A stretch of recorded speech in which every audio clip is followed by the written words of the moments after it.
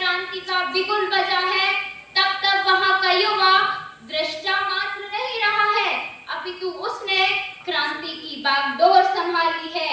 हम सब जानते हैं कि हमारा देश एक लोकतांत्रिक तथा प्रजातांत्रिक राष्ट्र है।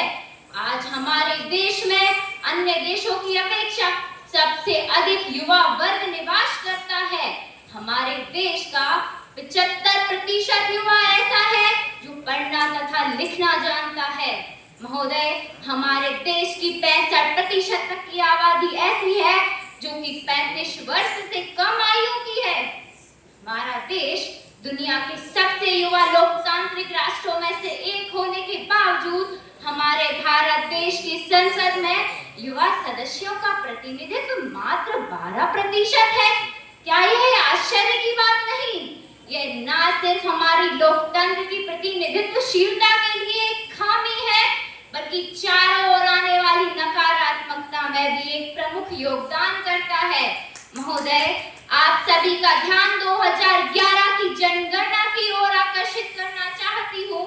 2011 की जनगणना के अनुसार भारतीय जनसंख्या का 11% 25 से लेकर 30 आयु वर्ग के अंतर्गत आता है और लोकसभा 2019 के चुनावों में इस समूह की हिस्सेदारी मात्र 1.5% रही है।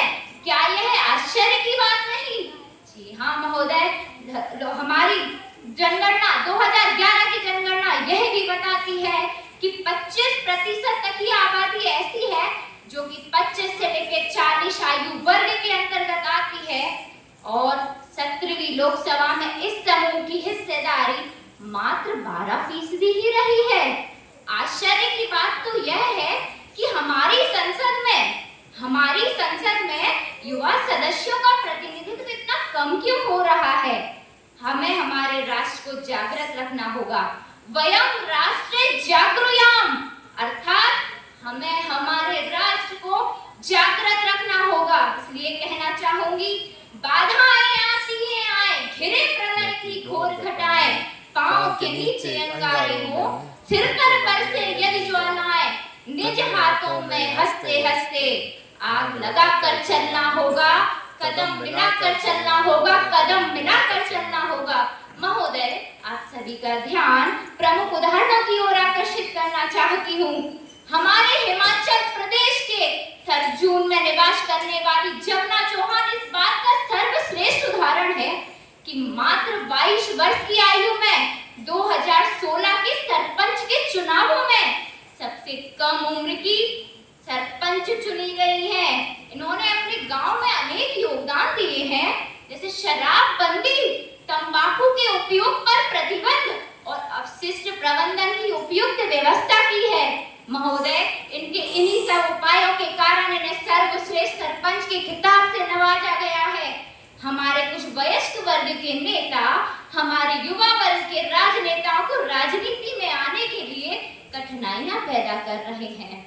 उनके लिए भी कहना चाहूंगी, चिरागों को जलाया जा रहा है, हवा पर रौब डाला जा रहा है, हम ही बुनियाद है घर की, हमें घर से निकाला जा रहा है। उम्मीद है कि जब देश के युवा राजनेता युवा मुद्दों को अपने हाथों में लेंगे तो विचार किए गए समाधान अधिक समावेशी होंगे और राष्ट्र के विकास हेतु आवश्यक होंगे।